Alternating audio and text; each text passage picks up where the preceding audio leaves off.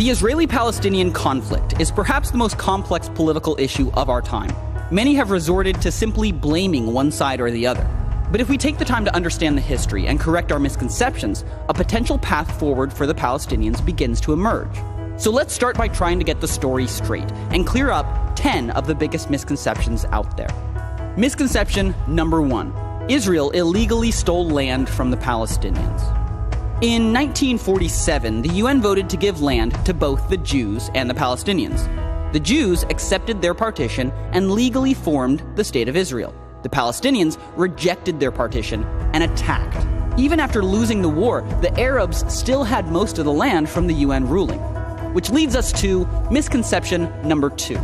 The surrounding Arab nations actually want to create a Palestinian state. So after the war, the West Bank and Gaza were controlled by Jordan and Egypt for 19 years.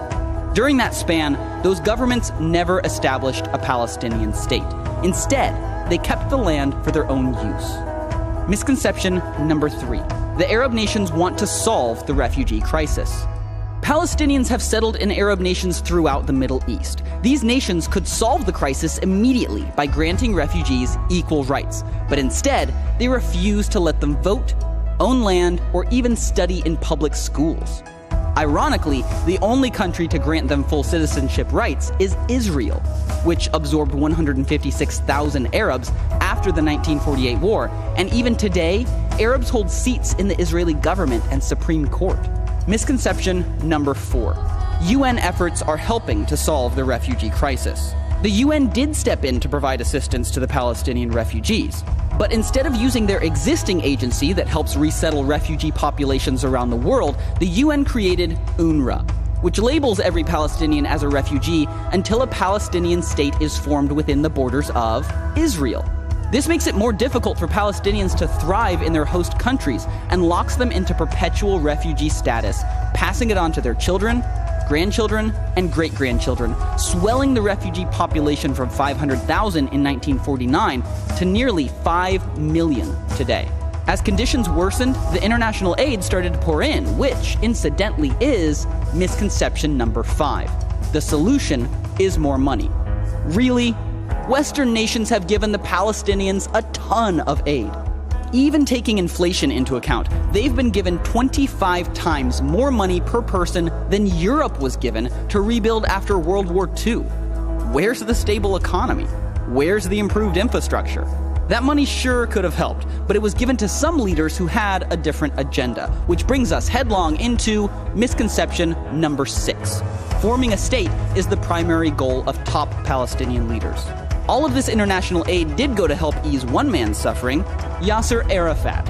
After his death, accountants hired by Arafat's own family discovered secret investments worth more than $1 billion. That income stream would be threatened if a new state was formed, which gives leaders like Arafat, or Mahmoud Abbas for that matter, $1 billion+ reasons to never actually sign a peace treaty.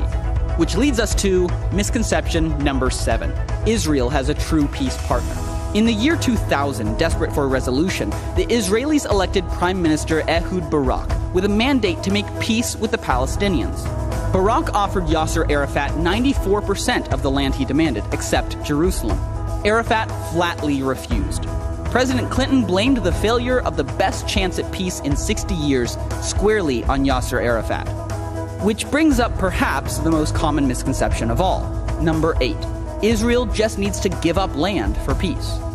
The last time Israel tried this was in 2005. They forced thousands of Jewish settlers out of Gaza, and in exchange, the Palestinian leaders promised peace. But when the Israelis moved out, the Palestinians voted Hamas in. Yep, they elected a terrorist organization who, since taking power, has fired more than 10,000 rockets into Israel. Surprised? Then you've probably bought into misconception number 9. Most Palestinians want a lasting peace with Israel. Some Palestinians do, but they are a minority. For 60 years, Palestinian educational leaders have fed their children a steady diet of hate, idolizing suicide bombers and celebrating death right in the classroom. And finally, misconception number 10. Giving the Palestinians a state now is the only solution to their suffering. This has been the only approach tried for the last 60 years. But these are people we're talking about. And waiting until they have a state to give them equal rights has only made things worse. Currently, Israel is the only nation to grant full rights to the Palestinians within their borders.